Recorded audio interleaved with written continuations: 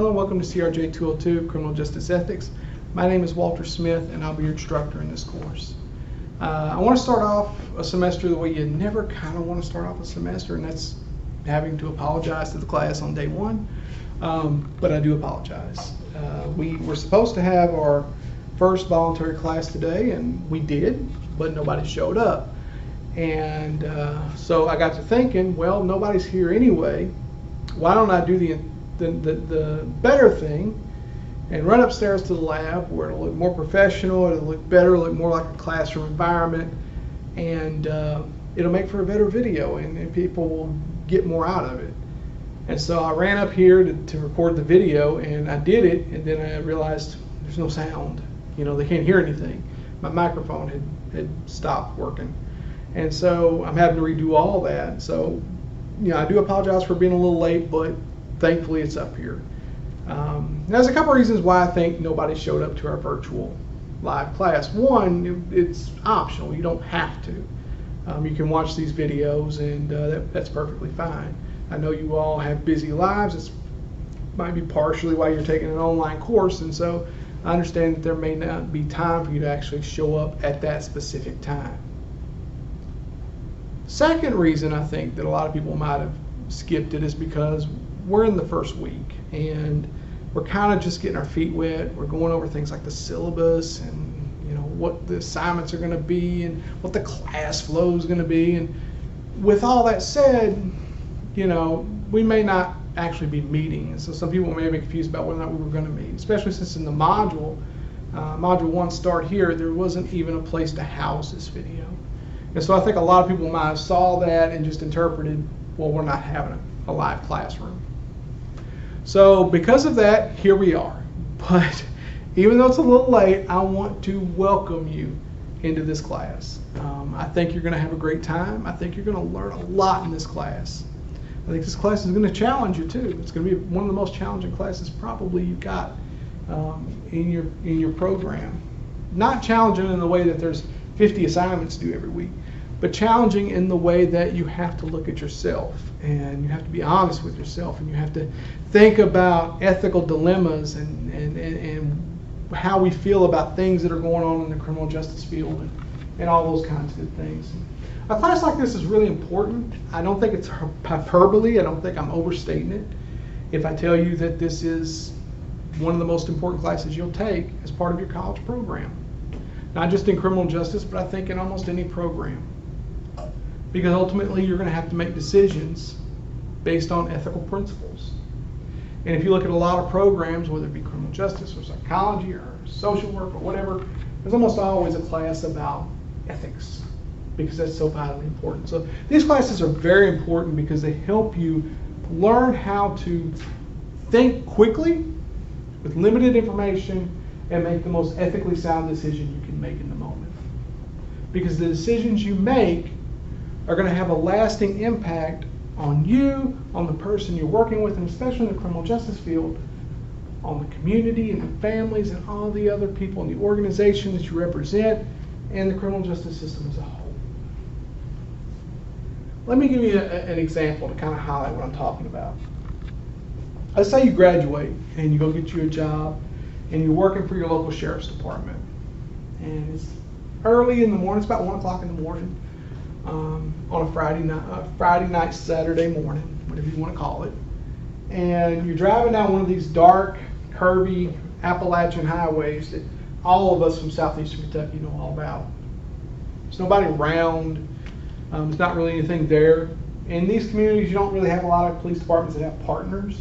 You kind of own your own until backup arrives if you need it, which can be a while.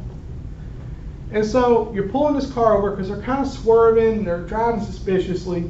You don't know, maybe it's a DUI, maybe it's something else.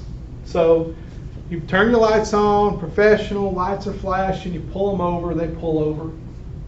You run their tags, there's nothing coming back, they're not wanted for anything. Which could mean they're not wanted for anything, or it could mean that they borrowed the car from someone or stole the car from someone who isn't wanted for something, but maybe they might be. So you step out the car and you're walking toward the car you just pulled over. And about halfway between your cruiser in that car, you see something suspicious. Person all of a sudden reaches down really quickly into what might be their floorboard or their console or the seat next to you. You can't really tell. It's dark, their windows are kind of tinted, but you can tell there's a movement there that's kind of quick. Oh wow, you've got a situation now. How you respond is going to have a lot of lasting implications. Let's say I'm a young officer. I've been taught in the academy this is a dangerous job, and it is a dangerous job. Anything can happen in an instant, and you always have to be on your toes, and you always have to be prepared, because you want to go home tonight. You know, we all want to go home tonight. We have people that care about us. We want to have people we want to get back to. We are sons and daughters and husbands and wives and parents, and you know, we have all these different roles and people that care about us, friends that care about us. And in this moment, I have to make a decision. So based on this training and understanding the real gravity of what could happen next, I decide to act in a very tactful way. He makes a quick move again, and I shoot. Because I don't know if he's going for a gun or not. I don't know if there's a shotgun right there in that seat, a pistol, whatever. Turns out when I get to the car, there's no gun in the car. His driver's license registration is what he was reaching for. But I didn't know that in the moment. I seen a quick move, suspicious move, and I knew what the outcome could be. Result, this person, whether he lives or not, isn't going home tonight. And if he doesn't make it, it means his family's missing a father, a son, a friend. And for the next hours, weeks, months, years, people are going to go over this case with a fine-tooth comb. And the benefit of those hours, weeks, months, and years to analyze what you could have done better and how you could have prevented this tragedy from happening. In the moment, you had a split second. In the moment, you didn't have all the information. You didn't know if there was a gun there or not. Let's switch bases. Let's say you decide that you see you're walking again, you got outside your cruiser, you're about halfway from your cruiser to their car, and you see them make that same suspicious move. And in your mind, you think, well, it's probably nothing. They're probably reaching for some papers or maybe their driver's license or registration. And it's nothing really to worry about at this moment. I'll just kind of keep my senses up and think as I go forward and see if there's anything else suspicious that happens. About the time you make that decision, he pops open his driver's side door, shoots you 5 times, and runs away. Again, you had a split second to make that decision. And what are the consequences of that decision? In this case, you're not going home. Whether you live or not, you're going to be in some critical condition probably. And your family is going to be missing mother, a father, son, daughter, friend, parent, whatever your roles are in your situation looks like. In both cases, you had the same scenario. In both cases, you had a second to make that decision. The decision you make reflects on you, on your community, on your police department, on your state, on police departments all across the country. When an ethical problem happens in one area of the country, I guarantee you the outrage is not going to be condensed to that little area. You're representing the entire criminal justice system based on a decision you made in a moment's notice with very little information. That's why classes like this are so important. Because a class like this gives you the opportunity to learn the critical thinking skills and quick analysis skills that you will need to be able to quickly process what's going on and make a snap decision a lot more effectively, a lot more ethically, and with a lot more thought process than you could have done if you hadn't been taught to do it that way. That's why these classes are so important. They allow you the opportunity to think through these scenarios and think through these exercises to build your critical thinking skills, to build your ability to analyze the situation in the moment and to make a better decision. So with that, I want to say we have 2 rules in this class. Only 2 things I'm going to ask of you. Other than, of course, do your assignments and do what's required in the class. There's 2 things as we go forward. 1, I want you to be open and honest with yourself. I don't ask that you are open and honest with anybody else in class. I don't ask that you share your deepest, darkest secrets with a bunch of classmates. I get it, we're all human, and that wouldn't be a fun thing to do. But I do ask that you be honest with you. Not with me, not with other classmates, but with you. When we talk about personal biases, be honest with yourself about it. Some people unfortunately have this idea that they have moved beyond personal biases. That somehow they are this neutral actor in the world that are able to make decisions on a daily basis with no handcuffs on them from personal biases. They're beyond it. And the fact is that's just not humanly possible. We all have personal biases. And the best thing we can do to deal with those personal biases isn't to ignore that they're there. Because if I ignore that they're there, I can't address them. I can't keep them in check. I can't compensate for them. It's only when I know that they're there and the problems that they can create that I can kind of keep them in check and know to look out for them when they're popping up and keep them under control so that I can make ethically sound decisions. So be honest with yourself. Second thing I'm going to ask is, we're going to talk about some pretty sensitive topics. And as we progress through this course, we're going to be looking at a lot of ethical dilemmas, a lot of things that's happened in the criminal justice field, and we're going to be analyzing them and discussing our views and our ideas and working through these problems. And ultimately, there are going to be people in this class that are going to have different points of view than you have. That's okay. That's fine. That's part of the learning process. I'm not asking that you agree with them. I'm just asking that you be respectful. If you want to politely disagree with someone, go ahead. Tell them you disagree and then explain, these are the reasons I feel the way I do. And try to get them to see where you're coming from. If you don't want to do that, then you can just politely say to yourself, it's not worth addressing and leave it alone. But I don't want to get in a situation where we are no longer discussing these issues and we're instead just attacking each other. Because that's when ethics gets lost in the mix. So those are the 2 things that I ask of you in this course. Be honest with yourself, even if you're not honest with anybody else. And be respectful to your fellow classmates and to myself. With that, I want to again welcome you to the class. I'm glad to have you. And I look forward to learning a lot from each and every one of you as we move through this course. It's rare that I teach this course that there's not an opportunity for me to learn something as well in the classroom. So I'm really excited about it. I look forward to it. I hope a lot of you will tune in next week when we do our next live class. It's every Wednesday at 1 to 2:30. If that time frame doesn't work for everybody, let me know. Maybe I can find a better time frame that works for everybody in the class.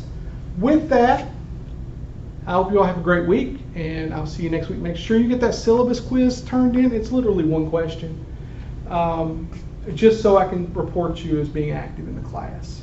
And then next week we'll really get into the meat of the subject. Right now I'm going to switch over and just kind of go through the syllabus, the key points, so that we're on track with what's due when and how the class flows and all that kind of good stuff.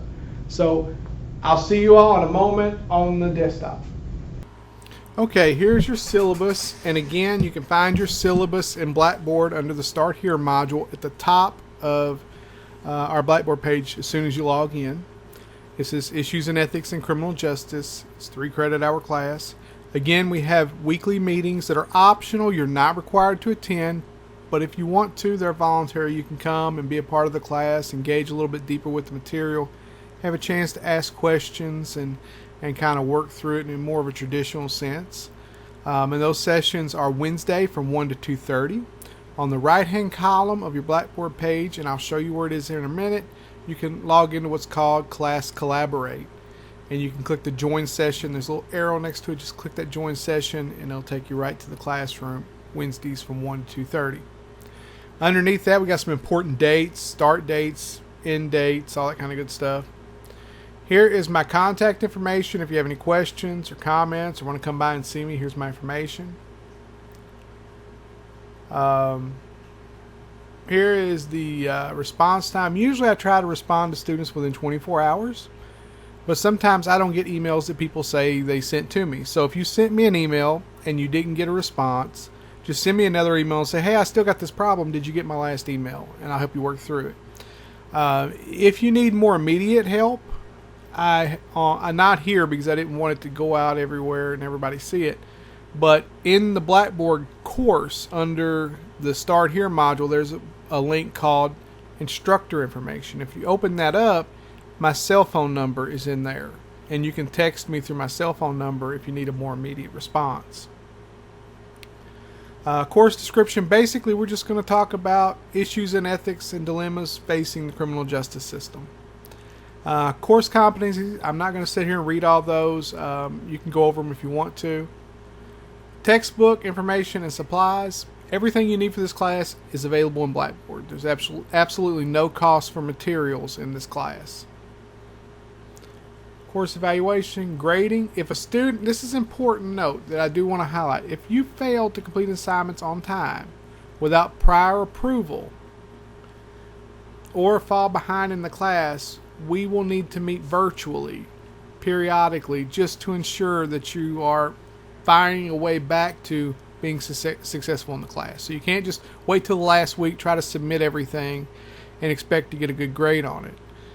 If you're falling behind for whatever reason, I know life happens, contact me and we'll meet up and just try to come up with a plan that can get you back on track and make you successful in this course. I want to help you be successful, and this is one of the steps I'm willing to take, is this extra meeting to try to make sure that you're on the right track. Here are the list of assignments that are due in this class. The note assignment, and we'll go into more detail on these here in just a minute. Discussion boards every week, except the first week. There's a discussion board where basically you get to talk about whatever the post is about the material for that week and discuss it with your classmates. There are 2 exams, one roughly midterm, one final. We call them exam 1 and exam 2. There's research paper due, which is due during exam 1 week.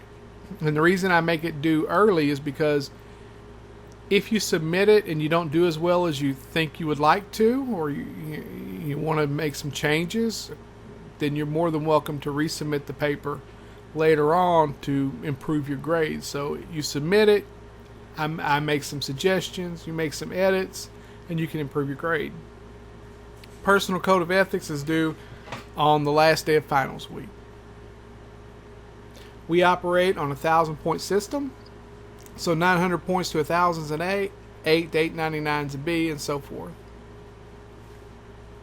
Academic honesty, the only thing I'll really say about this is you are wanting to work in a field where we're going to trust you to take a firearm into our community, or watch people who are vulnerable in a correctional institution, or be a member of the court system. You're going to be taking on some positions that has a lot of control over people's lives. We're going to want to be able to feel like we can trust you. In order to build that trust, you really don't want to start it off by cheating. You know, just don't cheat. Don't plagiarize.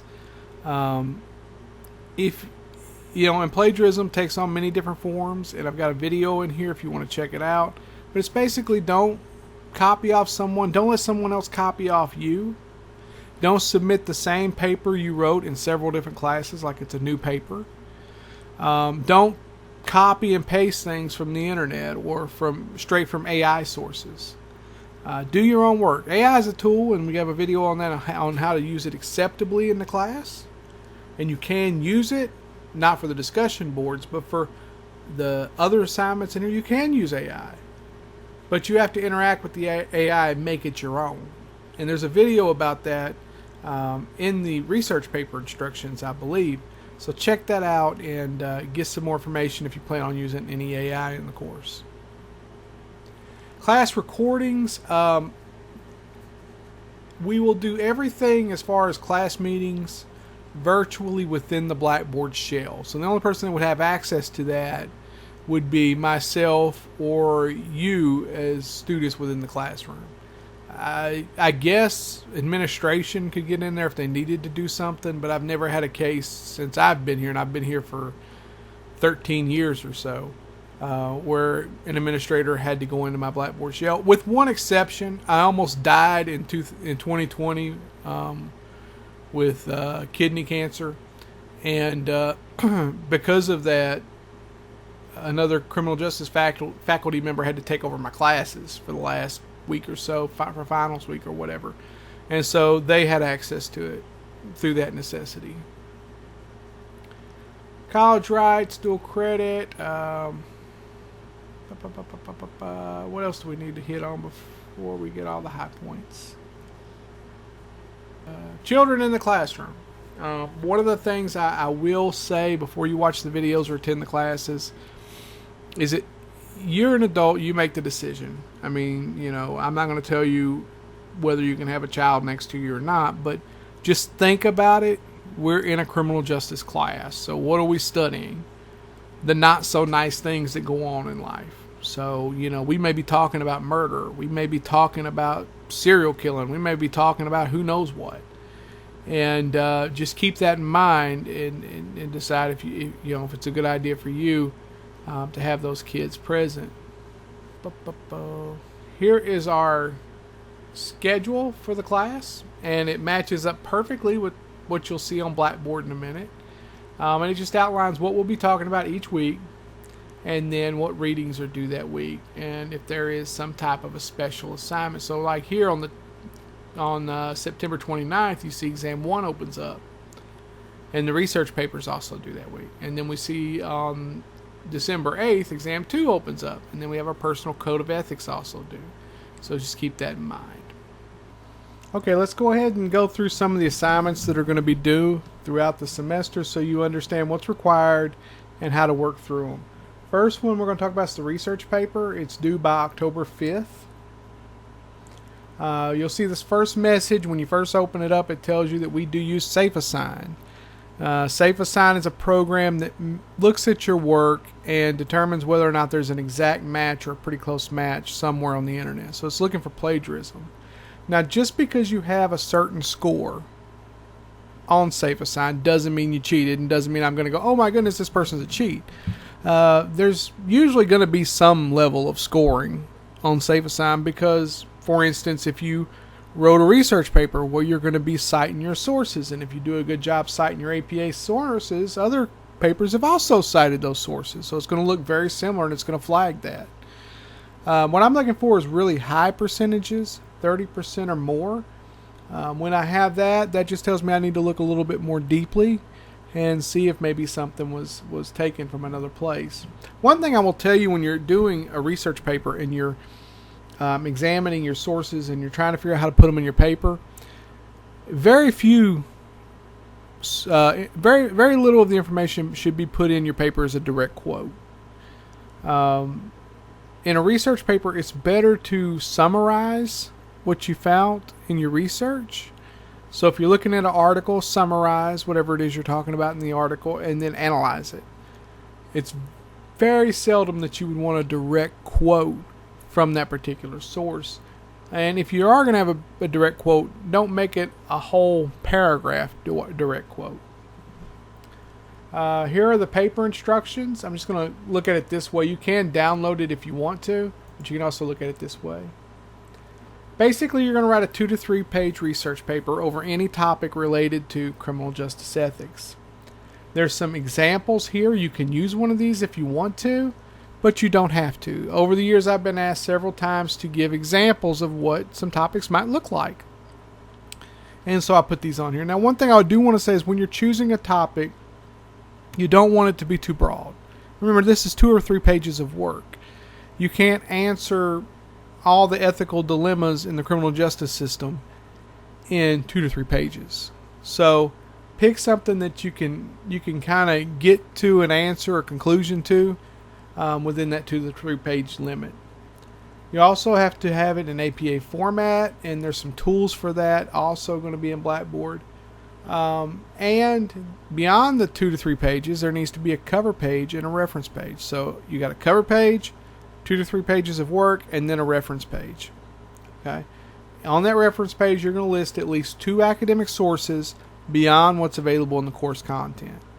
Now, I would like to see a little bit of the course stuff in your paper, but really it's about at least 2 academic sources beyond what you're getting. So even if you do use some of the stuff in the class, you still have to have those 2 academic sources outside of what we go over in class. Now, when you're looking for academic sources, I have a video below that tells you exactly where to find academic sources, what they are, and what they're not, what they aren't. This is the grading rubric, what I'm going to be looking at when I'm grading you on this paper. 50% of the paper is your academic sources, and that is because this is a research paper. And a research paper isn't an argumentative paper. It isn't a personal opinion paper. It's about presenting the research that you have found in developing this paper, analyzing it, thinking critically about it, and then putting your own perspective on what you found. So if your academic sources aren't up to par, your whole paper may be built on faulty information and be, basically useless. So it's really important you get those academic sources right. So I really stress that you get down there and watch that video just to kind of give you a heads up before you start looking into writing the paper. 25% is your APA format, and then like I said, I'm going to have a lot of tools in here that's going to help you get that right. 15% writing quality. How well do you write? How well does it flow? 10% is grammar. Now, I'm not your English teacher. I'm not going to look for every grammatical error on your paper. To be honest with you, I don't know that I could catch them all if I tried, because I'm not an English teacher and I have a lot of grammatical errors. But I will count off if it's something that takes away from the flow of the paper or from the professionalism of your paper. So in other words, if you have a paper where there's one period at the end of every paragraph, and so everything reads as one big run-on sentence, so the big things is what I'm looking for. If you're asking yourself, why am I forcing you to do this? It's not because I just feel like I need to read research papers this semester. There's a couple reasons. One, if you're going to work in criminal justice, you're going to do a lot of writing, a lot of reports. And the more practice you can get with writing professionally and looking for those grammatical errors and building on sentence structure and all that kind of good stuff, the more professional you're going to appear. Because a lot of times in courts, in administration, what they know about you comes from the reports you've written. And they can draw conclusions about who you are as a professional a lot of times based on what you've submitted in writing. So make sure you're using this as a tool to help you get better at the writing process. Second one is, this is a great way to organize your thoughts, learn how to develop narratives, evaluate quality of research, determine whether or not what you're reading is valid, and basically create better arguments. You get to learn how to put all this stuff together and make something out of it, which is going to help you in this field a lot. You can turn this in 2 different ways. The preferred way is Microsoft Office, and I know a lot of you don't have that, but because you're a student in this class, you have a free copy of Microsoft Office that you can download at this link. Just click the link, go through with your KCTCS login credentials, and you'll be able to get your free version of Office. You can also use Google Slides, because I know a lot of dual credit students use those Chromebooks and they don't have Microsoft Office on them. So that's an option too. The one thing that I will caution on and I will ask is that you're careful on how you submit with Google Docs, because if you submit it as a link to something out there on a cloud, what happens quite a bit, it seems like every semester, is I'll get submissions and I'll click on it and then it'll pop up a box that says you don't have permission to read or view this or something like that. And I can't grade what I can't see. So make sure that it's submitted in a way that I can open it. Here's some of the videos I told you about. First one is writing a research paper. What is a research paper? How is it different from a argumentative paper or some of the other papers you may have written? Finding academic sources. What are academic sources? What aren't academic sources? How do you tell the difference? And where do you get them? Plagiarism. What is plagiarism? Using ChatGPT in class. This is kind of an older video when ChatGPT kind of came on the scene in the beginning. But this stands for all AI services that you might use. How can you use it in the class? It's a tool, and it's a tool you're going to be using in your career, because I think AI is just going to get more intertwined in our daily routines. But you can't just ask it to do your work, copy it, and paste it in and expect to get a good grade. You have to do a lot of work within AI to get what you need to be able to post in one of our classes. So watch this if you plan on using any kind of AI to kind of guide you on that, so you don't get in trouble. And then here's some information on APA formatting. It's just a little short video, but it gives a lot of information, makes it very simple on how to do APA formatting.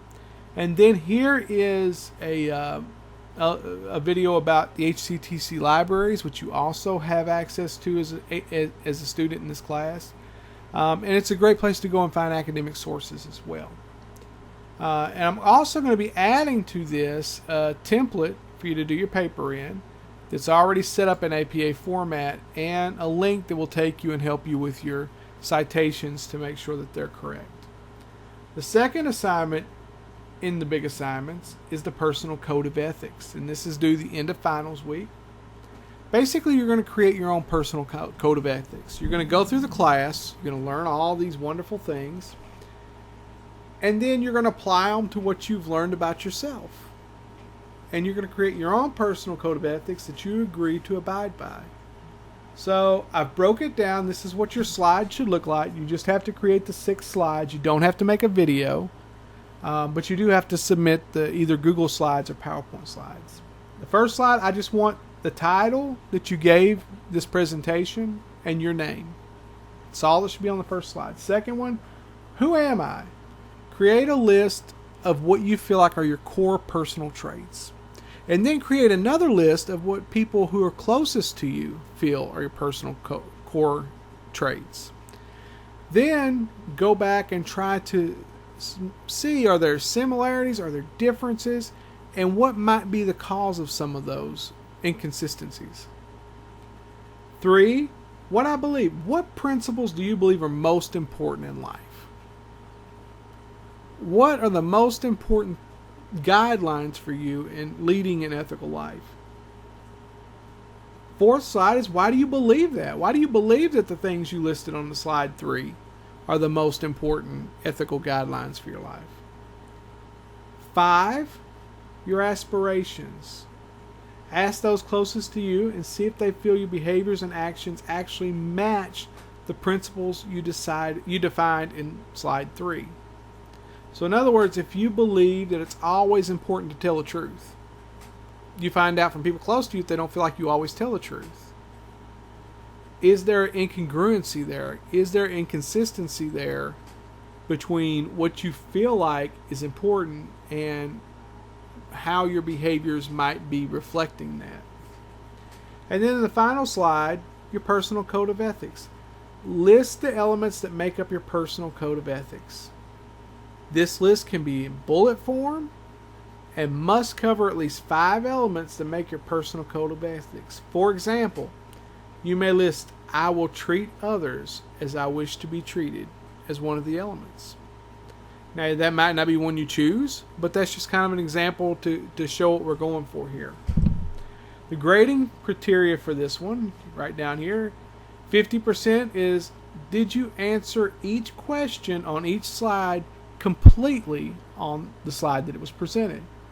So did you talk about those incongruencies or these inconsistencies?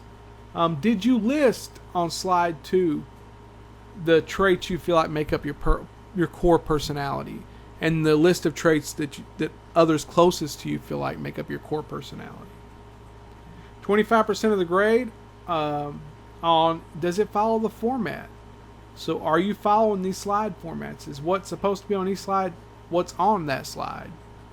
And 25 is based on did you incorporate any course material into your presentation? Because I want to see that you've got something, you've gained something out of the experience of being in this class. Okay? We got those two down.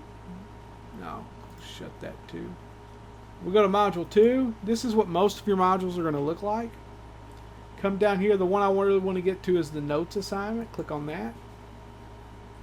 And this is what you'll see.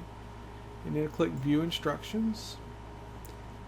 For this assignment, you'll download this particular item right here. I'll go ahead and download it. And what you're going to do is you're going to open it up.